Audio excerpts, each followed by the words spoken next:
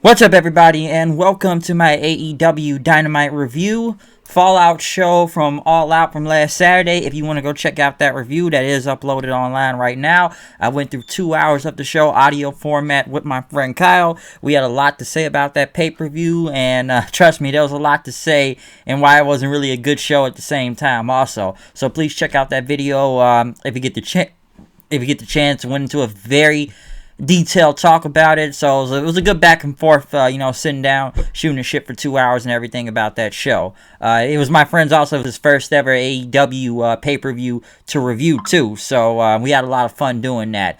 But moving on into the Fallout show, as I said, I hit the wrong button there, but moving on though, we immediately it was with Tony Schiavone in the parking lot, and 2 cars showed up, which Jericho and MJF got out of, and that Jericho was saying that MJF was screwed by Moxley, and that, MJF saying, like, you are a legend, that you had to go against some soulless ginger prick pockets there, Orange Cassidy, and, you will get the AEW title back. And as they both walked away, they both called each other losers, since both of them did lose their matches last Saturday at All Out. But we did have a match immediately in progress, starting, I should say.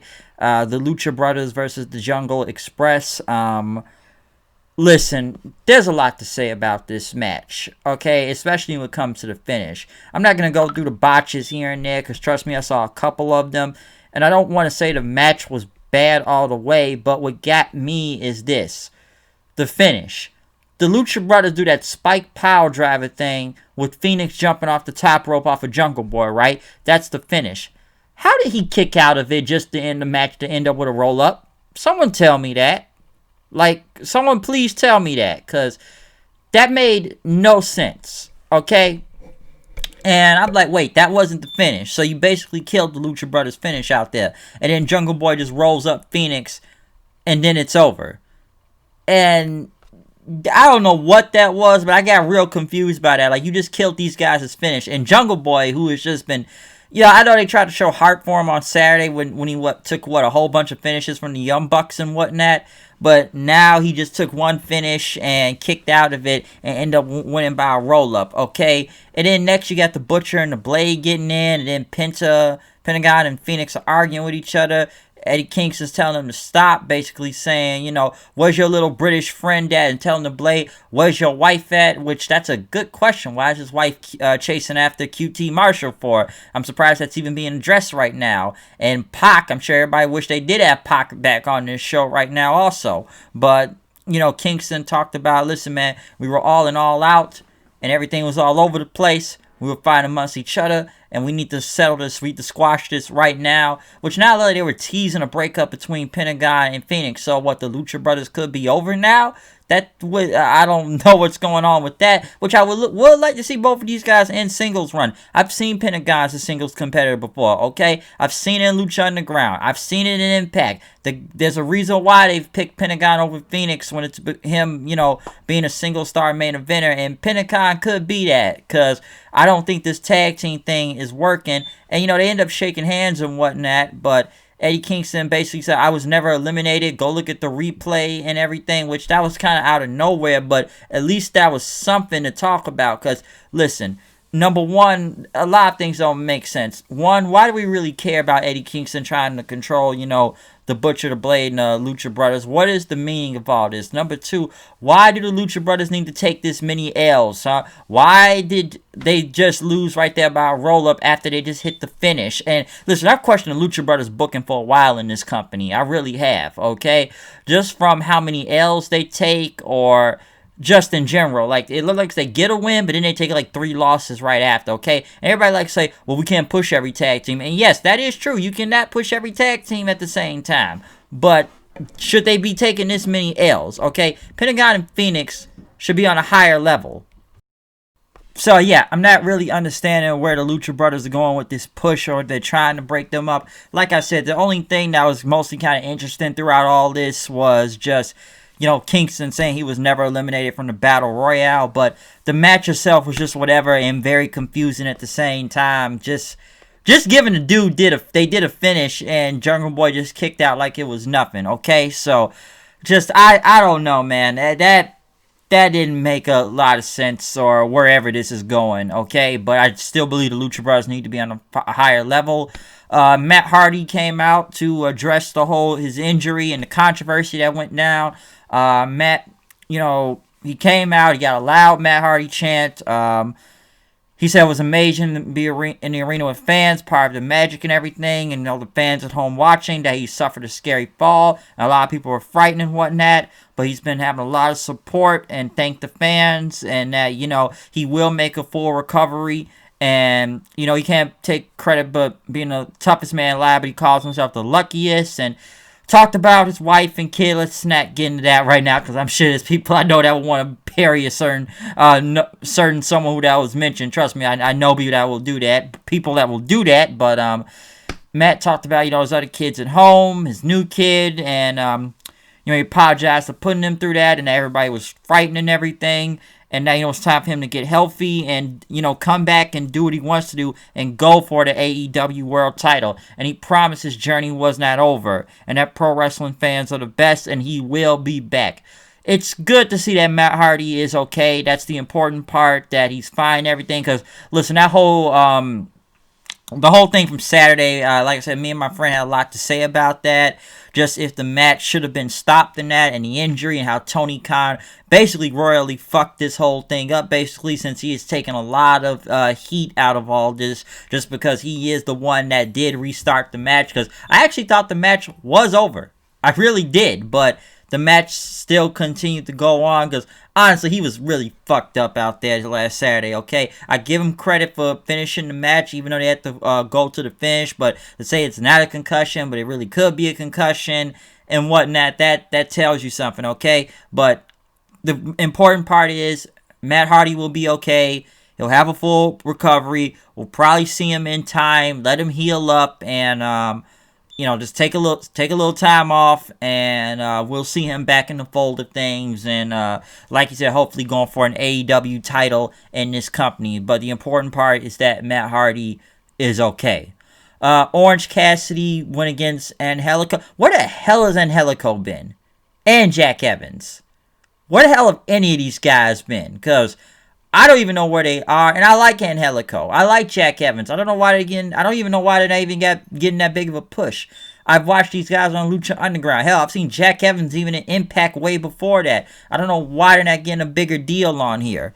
And, once it was against Orange Cassidy, you knew who was going to win with this. Cassidy won with his whole, punch for the win. So it's not much to say from there, but right after LAX came in and jumped them. Right after that, Chuck Taylor and Trent. I pull out my Beretta. My Beretta. Open this closet. All right. You already know I'm going with that. But Beretta there, they basically got on the mic saying this has to end, and it's going to end next week in a parking lot, and we're coming to hurt you. Trent said he's gonna make his mama proud and take them out next week. Hopefully this feud will be over after this. I kind of hope it does, because I'm wondering how many matches these two teams are gonna keep doing. Okay, but this has always been about the van, or his mom's van, or even the shirt with Trent's mom driving them to the arena and whatnot. So yeah, that's what you're getting from this. Okay, but hopefully this will be over. This match itself wasn't much to talk about. It was just to set up this whole match for next week, okay? I would like to see Angelico and Jack Evans do something more, but obviously they got them in this whole thing. But next, though, they went to the Young Bucks, which Alex Marvez tried to interview, but they end up super kicking him. Kip Sabian and Penelope Ford came out to talk about the best man for their wedding, and that he wanted Tony Schiavone out, saying that, I'd rather have JR out here, he's more fun. And Sabian says, he's got a large man named Puff. Now, and say he was promoting his Twitter account then right after, whoever this Puff dude was. But, Sabian, which they were really laying in a lot of Twitch references in this segment, okay? All right, we get it, WWE, we know they're bad for doing the whole Twitch thing and whatnot, but be subtle about the joke. Don't run it into the freaking ground. It almost makes them come off as tryhards at a point throughout this entire segment. But, he's promoting his Twitter account, and Brian Pillman comes out next, which Kip says that, your birthday sucks, and, you're not the best man and everything. Get out of here. We're not even friends, but third time's the charm. Next person that comes out is Miro. Got a big reaction out there, formerly known as Rusev. I guess he had blonde hair right now. And so, somebody say he looked like Frank Ocean for some reason. And, and of course, you knew what was going to happen. The shots were about to go off. The shots were about to be fired. And just like something CM Punk would say, let the burial begin, saying he spent 10 years living under a glass ceiling with imaginary brass ring. But he says, you can shove that brass ring up your ass. Basically, it's talking about the WWE, of course. So you knew something like that was going to happen. If somebody is released, they go bury the WWE or Vince or anybody involved with that company, okay? So Miro is all elite. He is here to kick ass. He says he can do a lot. He says, he's here to kick ass in the ring. He's the best at as being a gamer and everything, and you will see him devour people every week because his name is Miro and he is all elite. And listen, that was a great promo by Miro. It's good that he's in the company. I don't mind that. But when someone brought this up to me tonight, we want to talk about glass ceilings, right? Why the hell is he being aligned with Kip Sabian for? Especially this guy with a half-cut T-shirt out there trying to find the best man, and now Miro is part of his little crew now or something. Listen, it's a big upgrade over Jimmy Havoc when he was there, but why does Miro need to be with this guy? Okay, it's Kip Sabian. Kip Sabian's literally going nowhere. Most of the time, he's getting his ass kicked by women on this show or just jobbing to anybody on here. So why does Miro need to be aligned with him? Is this really going to go anywhere? So you want to talk about ceilings and everything. Is this the ceiling he's going to right now? Is teaming with Kip Sabian? I wouldn't have done that, okay? I don't know what this helps.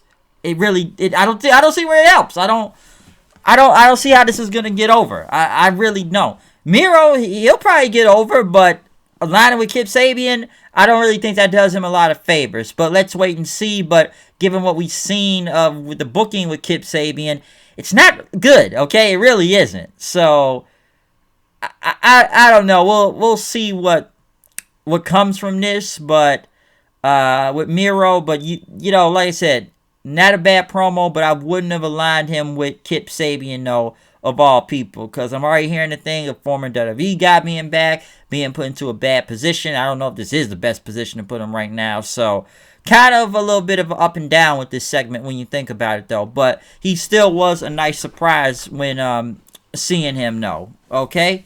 But Tony Schiavone sat down with Hangman Page, talked about he's made a lot of mistakes, and then, the Bucks should have been number one contenders, and that, it cost him two of his best friends with his mistakes, but, he talked about Omega, said we've overcome challenges before, and we will be back at number one and regain the tag team championships, and, got basically saying he didn't say we're not done as a team, but, kind of still saying we're still going back for those tag belts, okay? So, that's all I could really, take from that.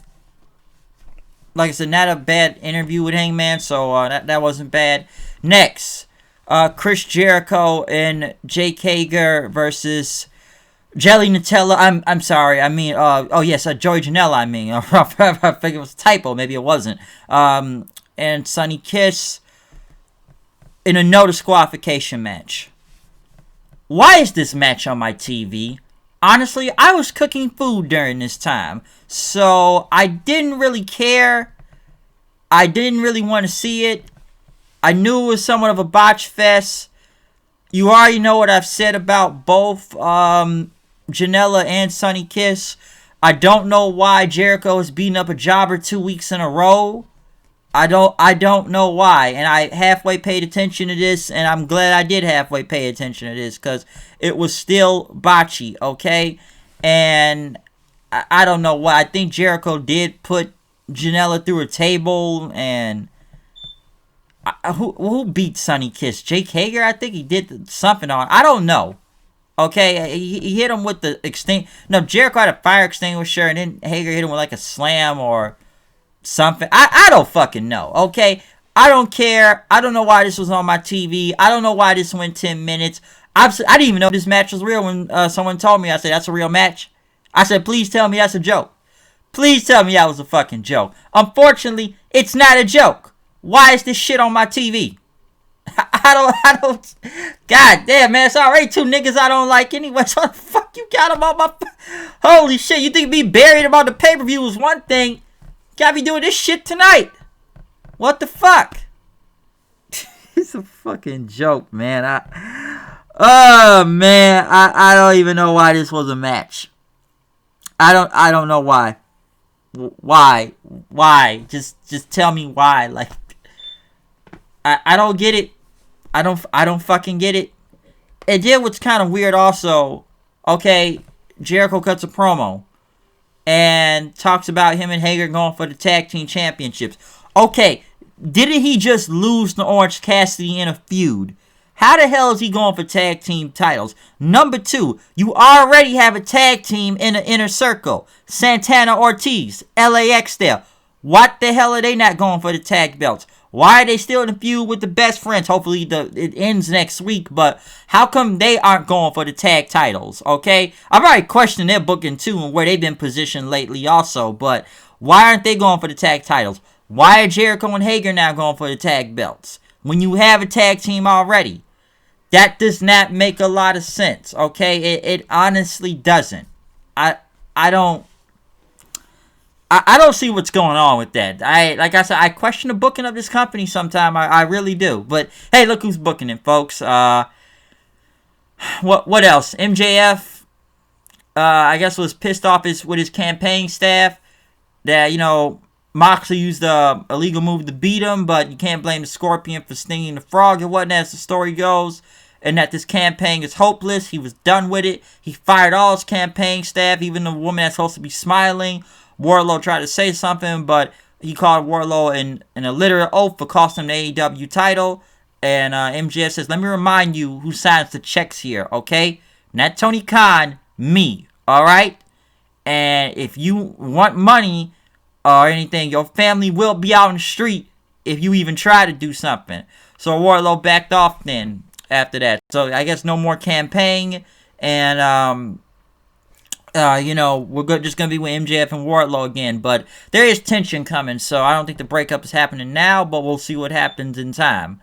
John Moxley cut a promo talking about it's not getting easier to defend an AEW title. And, you know, are any shortcuts to being the number one man in this sport? But he's ready to climb that mountain of shit if he has to just to get to the other side. And he knows Archer's coming from. He's walking to a wood chipper. And he says anybody willing to beat him. Because, you know, Lance Archer and Jake Roberts did cut a promo on Moxley tonight saying he's been AEW champion way too long, which they have set that match up for the 1-year anniversary show ever since they debuted on TV over a year ago in October. That is happening October the 14th. Basically, Wrestle Kingdom rematch, folks. Which is funny. Mox still does have that US title, though. What if they put both belts on the line? That would be something, but I know that's not happening. New Japan and AEW, two different things, but basically an AEW rematch there, or Wrestle Kingdom rematch. Next, we got the tag team celebration between FTR and Tully, as they did have drinks and a cake out there, as other tag teams surrounded the ring. That's several of the tag, you know, you talk about the several tag teams that were there, and that Tully said that they lasted 30 minutes in 117 degree heat. Must have been hot that Saturday night, but they did get the tag team titles, and they talked about SCU. We grew up watching you and everything, but we would have liked to face you in your prime. And then, you know, you start talking about guys like Billy Gunn and his son, like Billy, you're a legend and everything, okay? But you're still in second-rate Hall of Fame. As someone said to me tonight, why is Billy Gunn not on TV? Why is he still on Dark with his son? I haven't really seen him wrestle that much. But like I said Saturday in my review, Billy Gunn looks better than half the freaking roster out there. Get him on TV. I don't know how well his son wrestles, or if they could be a tag team. I don't know. They could possibly become once again the tag team champions of the world. Well, sorry, wrong tag team. I don't know if his son's got the mic, so I don't know. He's not the Road Dog. Okay, wrong company, but you know, he's got the tag. I'm not gonna do it again. Okay, I'm not gonna do it again because we got nope. Wrong company. It's not an outlaw thing. I was once an outlaw. Moving on though. But like I said, we talked about Jurassic Express. Talked about, their cosplay Tarzan and a dumbass dinosaur in the division. And we will face you next week, but it's not going to be for the tag team titles, okay? So that's not going to happen with you guys. But the Jungle Express end up getting in the ring then, basically kind of having a brawl with FTR after that, and they end up taking the cooler and dumping on FTR's head as all the rest of the teams went in the ring and got themselves a piece of cake. Taz was on commentary talking about what happened to Darby Allin, and this is what happens when you mess with his crew. Darby Allin's music hit. Ricky Starks came out saying like, "Oh, I'm hurt. I'm so reckless. I want to be a relentless at everything. I can't go skateboard with my friends. And, I'm going to beat Darby Allin's ass and everything." So, not a bad promo from Ricky Starks, since I guess Darby Allin could possibly be really hurt from that whole body bag spot, which honestly was dumb to begin with, just in general. But I don't know what's going on with that. Taynara Conti, who they just signed today officially, went against Nyla Rose. Obviously, this match was an entire commercial break. 1 minute throughout the match, commercial for almost 3 minutes. And then when the match comes on, I didn't really care about it that much. Then again, this was just Nyla Rose throwing Taynara just several times around before beating Taynara with the Beast Bomb, okay? This was basically a bathroom match. I didn't really care. Vicky Guerrero got on. I guess they're the Vicious Vixens. That's even make me more I don't care about this match. It's a Vicky Guerrero promo. And, Nyla says they're going to attack Conti, but Hikaru Shida came out with her kendo stick, and I don't know, could set up a match with, Shida and Rose could be a rematch, but then again, why try to do a rematch now when you didn't do it 4 months ago and try to, piggyback off of that, but you waited all this time. Then again, you haven't really had any opponents for Shida during this time other than Thunder Rosa, which you had last Saturday, and that was from a way different company and a way better match than the roster you have right now, okay? That tells you something. But even my friend has seen the pattern of this. At the time, maybe about 8:15, 8:30, a women's match will come on. They will get one segment. Most of the time, it's not really good. So, last week was an exception. That was good. But on majority of times with the women's division itself and how they've been booked on the show, it looks like dog shit, okay? It looks very, very bad. And I don't need to see that dentist match being replayed on my TV also, alright? They kept up promoting Cody's big announcement, which we'll get into that in a few minutes. But JR had a sit-down interview with Kenny Omega then. Talk about what happened last Saturday. Say, I'm not going to cry myself to sleep. You lose titles all the time in wrestling, okay? That's just part of it. And, he talked about what's going on with Hangman Page. And, we've had chemistry and everything. And, Hangman Page has found purpose in AEW. But for right now is that he needs to, he's proud of them being a tag team and everything. And what they need to do right now is, Hangman wants a rematch and everything, but Kenny says, I got other plans, okay? I kind of want to go back to being a singles division, and I want the Kenny Omega that people were looking back from day one. Hopefully it's the cleaner and he turns heel soon. He desperately needs to turn heel, okay? It's either that or he needs to be the best bout machine like he was when he had the IWGP title for a minute. Because face Kenny has mostly been bad in this company, okay? Don't get me wrong. Kenny has put on some good matches against guys like Pac or Moxley or maybe a few others. But face Kenny, it ain't fucking good, alright? This guy needs to be heel or something. Hell, I put him in the G1 if I could right now. I'm sure anybody would since they just announced the participants for that today. But, I don't know. But hopefully they need to turn Kenny heel. Because this face thing ain't working, bruh. It's not working. Like I said before, Kenny Omega should not be going out there and being in a ring with Marco Stunt selling to him, man. It's levels to this shit. And that's basically a low level. But hopefully we see something good out of this. But he needs to be a heel. Next, what else do we got? The main event. Brodie Lee versus Dustin Rhodes for the TNT title. A match that should have happened at the pay-per-view. Why wasn't it on the pay-per-view? I have no idea, but hey, we gotta put an 8-man tag on the pay-per-view so we can get... It's Matt Cardona! It's Matt Cardona! Oh, God, it's Matt Cardona!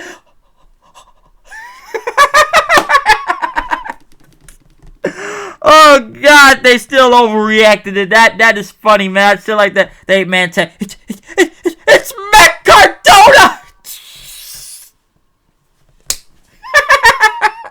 Yo, I'm having some fun tonight, man. I am having some fun. I don't know why, but I'm having some fun tonight with this shit, alright? But, oh, God, this main event, though. This should have been on the pay-per-view. This wasn't bad. Dustin can prove that he can still kick some ass out there. I liked it. I didn't really need the Dark Order trying to be involved, but I did like this match. This wasn't that bad. Dustin was going in.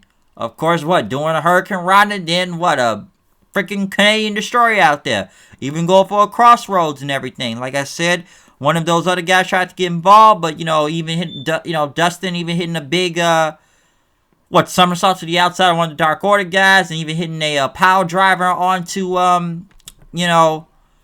Brodie Lee. John Silver ended up getting hit by a low blow. Dustin, I guess, tried to go for, another clothesline then after, but Brodie Lee came back with some super kicks, 2 of them, and then hit his discus lariat for the win. Brodie Lee did retain. The Dark Order ended up bringing out QT Marshall, who was already beat up. Brodie basically told Cole Command to get out of the ring. Guess it looked like he didn't want to be in the crew or whatnot, or kicked him out. Well, he wasn't kicked out of the group, but he didn't want nothing to do with him. And then they picked up Dustin Rhodes, and Brodie kicked him in the nuts then right after. Well, then right after that, when like I said, right after that, but with the title match, we went to Cody Rhodes, who had his big announcement we've been promoting for 20 minutes, which is just to promote a show on TNT, the Go Big Show. Okay? I thought it was going to be something that had to do with the company or his return or something, but no, this is just him judging a show with Snoop Dogg and Rosario Dawson, and I didn't get the other girl's name, so I don't know, and whoever this is being hosted, some talent show, basically. So basically, Cody's just announcing he's on a TV show. No return date, nothing to call out, bro. I thought I was going to be calling out Brodie Lee or something like, yo, you think you can take out my brother when I'm coming back and I want my TNT championship back? That's what I was expecting to happen. No, we got to promote a TV show for some reason. Weak. That was weak. All right? As for the match itself, though, this match should have been on the pay-per-view. This wasn't that bad. This was actually good. I enjoyed it. Probably one of the better things on this show tonight between that and the FTR segment, okay? Other than that, Dynamite was kind of up and down tonight. We got the debut of Miro. That was good. I'm surprised he didn't even come out there burying Dave Meltzer like he's been doing online recently. Lucha Brothers, I have no idea where they're going. That tag match was weird at the beginning of the show. Jericho and Hager versus Janela and Sonny Kiss. Why the fuck is this shit on my TV, my nigga? Please tell me that. Jericho going for the tag titles. I don't know. You got LAX as a team. I don't know, man. I question the booking of a lot of this show. Okay, I really do. Matt Hardy's promo wasn't that bad. We'll see Matt Hardy in time. But the important part is he's okay. Women's match, bathroom break. Couldn't really care. Most of the whole match was a commercial. Vicky Guerrero, I'm sure it made it for people for worse out there. Okay. Main event, really good. I already said FTR segment was good. You know what? I think that's all I can. I think that's it. I think I've already pulled up everything I need to talk about throughout this show tonight. So, I don't think I missed anything. MJF and Wardlow. We'll see where that keeps going too. But yeah, I think I've got what I need to get out of this show tonight. All right. But yeah, that's Dynamite for you. This is the Fallout show. I don't know, man. I was up and down on this, but I still question a lot of the booking of this show and where this is going right now. It's I don't know, man. I don't know about this one. I don't think this one was as great. You had a little bits and pieces, but just some of the booking makes no sense sometimes. It honestly doesn't. It didn't really make a lot of sense on Saturday or just maybe matches in general. This tonight, I just feel like booking was all over the place. It honestly was. But hey, Miro debuted like I said before, alright? But other than that, comment, subscribe, follow me on Twitter at HoodedKnight890. Tell me what you think about this show. Yeah, I guess I should have said that whole Orange Cassidy thing with Angelico. What the hell was going on with that? Oh yeah, we got to promote Best Friends at LAX in the parking lot next week. But yeah, follow me on Twitter, HoodedKnight890. Check out any review that is up online right now. Check out my NXT review, Super Tuesday 2, Impact from last night. All Out review, Monday Night Raw, anything that is uploaded online right now, check those videos out if you can. Okay, like I said, All Out was 2 hours last Saturday of a review. Me and my friend did it, said at the beginning of this video. Check that out if you get the chance, alright? But other than that, I am out of here. I will see you guys later. Peace. I'm glad there's not a wrestling show tomorrow, because it almost feels like there's one every day out of the week when it looks like, okay? So, yeah, I'm out here. See you guys later. Watch Power also. Peace out. Don't know about book 2 though.